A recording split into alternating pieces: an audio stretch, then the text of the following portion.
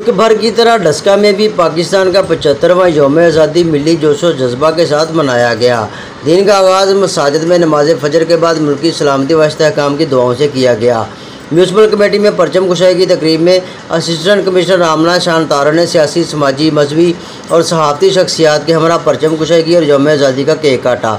Civil अस्पताल में मुनक़दा तकरीब में असिस्टेंट कमिश्नर आमना शान और MS उमर दराज चीमा ने डॉक्टर्स और स्टाफ के साथ केक काटा। बाद में असिस्टेंट कमिश्नर ने MS के हमरा वार्ड्स में मरीजों की आयादत की और इनमें मिठाई तकसीम की। तमाम हमवतनों को पाकिस्तान का 75वां जश्न आज़ादी मुबारक हो। ये हमारे लिए बहुत खुशी का दिन है।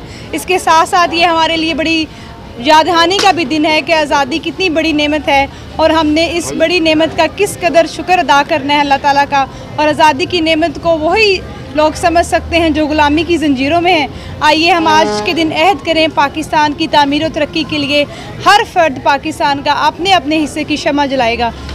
पाकिस्तान जिंदाबाद। सिटी सदर मुस्लिम लीग नून मोहम्मद अफजल मंशा की तरफ से मुस्लिम लीग नून ऑफिस में लीगी कारकुनान के साथ केक काटा गया, जबकि डस्का यूनियन ऑफ जर्नलिस्ट की तकरीब में असिस्टेंट कमिश्नर ने सदर अमीन रज़ा मुगल और मेम्बरान के साथ केक काटा।